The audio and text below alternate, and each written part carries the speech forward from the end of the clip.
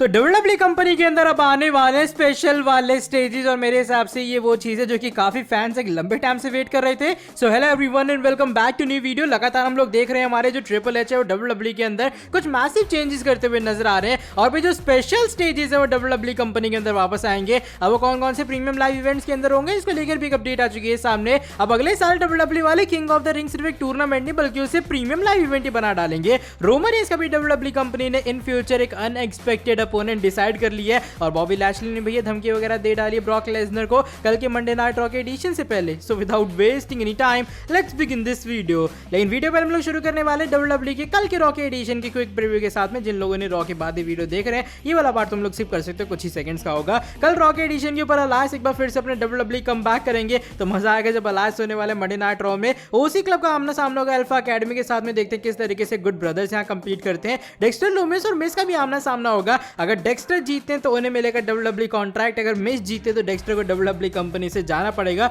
ये स्टिपुलेशन है मैच की। रिडल से रॉलिंस का भी आमना सामना होगा उस यूनाइटेड स्टेट्स चैंपियनशिप के लिए। एंड ऑफ कोर्स बाबा Brock Lesnar is coming back to Monday night Raw. तो ये कुछ चीजें जो कि आपको कल मंडे नाइट रॉ के अंदर कंफर्म वे में दिखाई देंगी और ये चीजें पूरी तरीके से ऑफिशियल भी है। अब बात करते हैं नेक्स्ट अपडेट के बारे में। इस बार हमारे all mighty farmer United states champion अपने घर जैसे लौंडिया फॉर्मर लौंडिया बस बॉबी लैशली के बारे में जुड़ी है। और जो रिसेंट टाइम में भैया बॉबी लैशली वो भी भड़क चुकी है हमारे ब्रॉक लेसनर के ऊपर और कहा बेटा कल आना मंडे नाइट रॉ में, कल मैं तेरी धज्जियां उड़ाने वाला हूं। मैंने बताया था ऑलरेडी जो ब्रॉक लेसनर है उन्हें एक तरह का ओपन चैलेंज या फिर इशू टाइप दे डाला बॉबी लैशली की भैया आना मंडे नाइट रॉ के अंदर। एंड फाइनली कल जो लैशली है उनके सामने ब्रॉक आएंगे और इसको लेकर जो बॉबी लैशली है वो रिसेंट हमें एक ट्वीट करते हुए नजर आ रहे हैं अपने ऑफिशियल ट्विटर अकाउंट के थ्रू, जहां पर धमकी वगैरह देते हुए नजर आ रहे हैं ब्रॉक को। WWE का जो ट्वीट है उसे हल्का सा उस पर रिप्लाई वगैरह देते हुए नजर आ रहे हैं, उसका स्क्रीनशॉट आप लोग देख पा रहे होंगे। और यहाँ पर बॉबी लैशली कहते हैं लेसनर से भैया आना कल मंडे नाइट रॉ के अंदर अपनी एस लेकर, ताकि बता सको भैया ब्रॉक अब कोई गेम नहीं होगा, अभी कोई सरप्राइज नहीं होने वाला है।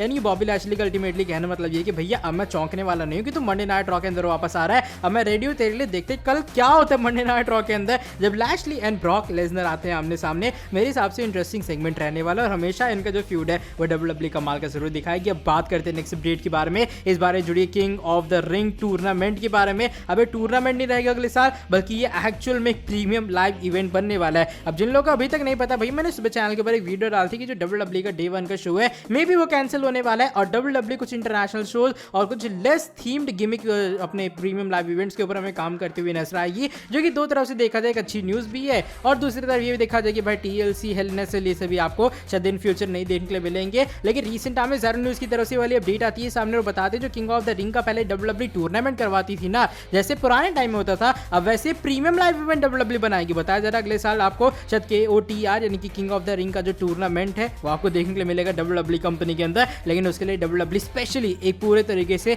PPV बनाती हुई नजर आएगी, PLE बनाती हुई नजर आएगी, जो कि मेरे हिसाब से काफी अच्छा डिसीजन है। अब देखो जो टूर्नामेंट है वो सुनने में नाम बहुत सही है यार, किंग ऑफ द रिंग, कि भाई इस रिंग का राजा कौन है। लेकिन WWE वाले ने इसकी स्पेशली विंस मैकमैन ने इस वाली पूरी चीज की इतनी गंदी वाली ऐसी तैसी की थी ना कि वैल्यू बची नहीं थी। भैया कॉर्बिन जीते किंग कॉर्बिन बन गए, कुछ हुआ नहीं। एक्सेवियर रूट बने किंग एक्सेवियर बन गए, कुछ नहीं हुआ। लेकिन शायद जो ट्रिपल एच है फाइनली इस वाली चीज को एक बार फिर से वैल्यूबल बनाते हुए नजर आएंगे और मैं ये चाहता हूं कि ऐसी कुछ स्टिपुलेशन भी ऐड हो कि जो विनर होगा सिर्फ किंग नहीं कहलाएगा बल्कि उसे टाइटल अपॉर्चुनिटी मिलेगी जब चाहे वो उसे कैशिंग करता हुआ नजर आए, same money in the bank की तरह, ताकि हाँ लगे भाई इसमें जीतना कोई चीज वैल्यूबल है। लेकिन भाई देख के अच्छा लग रहा है कि अगले साल आपको किंग ऑफ द रिंग का अब एक प्रीमियम लाइव इवेंट देखने के लिए मिलेगा। क्या आप उसके लिए एक्साइटेड हो? क्या आपके हिसाब से WWE का ये ट्रिपल एच का एकदम सही डिसीजन होने वाला है? आज की जो हमारी सेकंड लास्ट अपडेट है वो इस बार जुड़ी है हमारे undisputed universal champion the tribal chief the head of the table यानी कि रोमन रेंस के बारे में। अब अगर मैं बात करूं रोमन रेंस के बारे में, देखो सीन के अपने रोमन रेंस का वो ये है कि भाई अभी फिलहाल उन्होंने काफी सारे ऑलरेडी अपोनेंट्स का फेस कर लिया है। क्राउन ज्वेल के अंदर फेस करने वाले लोगन पॉल का और ऑलरेडी रोमन रेंस ने ड्रू मैकिंटायर ब्रॉक लेसनर सभी के साथ में उनका निपटारा भी हो चुका है। अब बड़ी बात आती है भाई रोमन रेंस का आने वाले टाइम में फेस कौन करेगा। Randy Orton and Cody Rhodes तो भी दूर दूर तक दिखाई नहीं दे रहे कि वो वापस आएंगे और रॉयल रंबल के अंदर वापस आने वाले हैं। लेकिन रिसेंट टाइम में अपडेट आती है सामने डेव मिल्जर की तरफ से और मिल्जर यहाँ पर ये बात रिवील कर रहे हैं कि इन फ्यूचर WWE वालों ने एक अनएक्सपेक्टेड अपोनेंट भी प्लान कर रखा है रोमन रेंस के, जो कि मे भी हो सकते हैं हमारे ऑर्डिनरी उस यानी कि सैमी ज़ेन। मैंने अपने एक वीडियो के अंदर बताया भी था कि भाई WWE वाले सैमी ज़ेन को लेकर कुछ मैसिव प्लान्स करेंगे अगले साल के लिए और वहां पर आपको सैमी ज़ेन का एक लीड रोल देखने के लिए मिलेगा पूरी ब्लड लाइन के अंदर भी। यानी कि एक तरह का आप ये कह सकते हो कि सैमी ज़ेन का ऑफिशियल में जो भी फेस टर्न है वो अगले साल रेसलमेनिया के अराउंड हो जाएगा। लेकिन यहाँ पर डे मिल्जर रिवील कर रहे हैं कि देखो WWE वाले ये हमें दिखाने का ट्राई कर रहे हैं कि भाई सैमी ज़ेन और रोमन रेंस का मैच नहीं होगा या फिर जो सैमी ज़ेन है वो रोमन को नहीं हरा सकता है, लेकिन WWE वाले अनएक्सपेक्टेड वे में out of nowhere Roman Reigns और सैमी ज़ेन का मैच भी करवा सकता है आने वाले टाइम में, क्योंकि ऑफ कोर्स जो रोमन रेंस है उनके पास उतने अपोनेंट्स नहीं है जो कि डायरेक्टली उनके साथ में फ्यूड कर सके। एजी स्टार्स का तो पंगा हम देख ही रहे हैं, वो ओसी के साथ सॉरी जजमेंट डे के साथ में चल रहा है, फिन बैलर का भी वहीं पर है, एज भी भाई उसी चीज में फंसे हुए हैं। तो अल्टीमेटली सैमी ज़ेन एक अच्छा खासे अपोनेंट बचते हैं जो कि डेव मेल्जर के अकॉर्डिंग WWE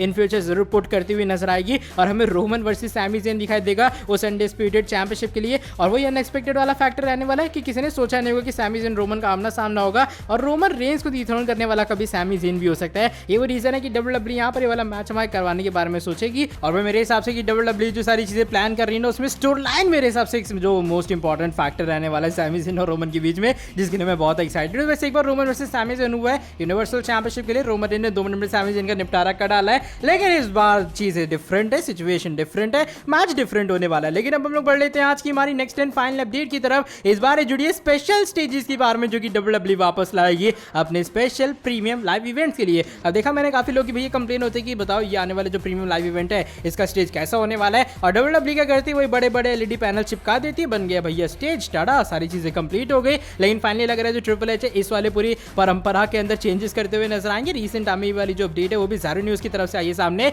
ज़ारो न्यूज ये बात रिवील कर रहा है कि जैसा उन्होंने पहले बताया कि जो बाकी रिपोर्ट्स का भी मानना है कि जो ट्रिपल एच है वो WWE के कुछ बड़े प्रीमियम लाइव इवेंट्स के अंदर चेंजेस करने वाले, उनमें से ये भी कुछ होंगे कि WWE अपने स्पेशल वाले प्रीमियम लाइव इवेंट्स के लिए कुछ स्पेशल स्टेजेस लाती हुई नजर आएगी, और बाकी रॉ स्मैकडाउन वीकली शोज के लिए rest of the generic premium live events के लिए, जेनेरिक इन द सेंस छोटे मोटे प्रीमियम लाइव इवेंट्स के लिए WWE वही सिंपली एलईडी पैनल्स का यूज करेगी। फिलहाल ऐसा कोई अपडेट नहीं कि रॉ स्मैकडाउन की न्यू स्टेजेस कब आएंगे, लेकिन बताया जा रहा है कि अगले साल से, जैसे मान लो रॉयल रंबल है, रेसलमेनिया, सऊदी अरेबिया का शो है, कोई बड़ा इंटरनेशनल शो है यूके की तरह, तो WWE इन सभी के लिए समर स्लैम के लिए भी अपने स्पेशल स्टेजेस लाती हुई नजर आएगी, जो कि मेरे हिसाब से एक बहुत अच्छी न्यूज़ एंड फैंस के लिए जो कि चाहते हैं भाई WWE अच्छे खासे स्टेजेस लाती हुई नजर अपनी कंपनी के अंदर। एंड एस फाइनली WWE इन जो स्पेशल स्टेजेस है उसका इंप्लीमेंटेशन आपको अगले साल से दिखाती हुई नजर आएगी। मनी इन द बैंक भी उनमें से एक बड़ा शो होने वाला है, जिसके लिए WWE एक कस्टमर पूरा वेन्यू या फिर कह लो स्टेज कनेक्ट करती हुई नजर आएगी। बाकी देखो आने वाले टाइम में क्या होता है, लेकिन इस वाली न्यूज़ को सुन के आपका क्या रिएक्शन है जब WWE अपने स्पेशल स्टेजेस लाएगी अपने स्पेशल प्रीमियम लाइव इवेंट्स के लिए?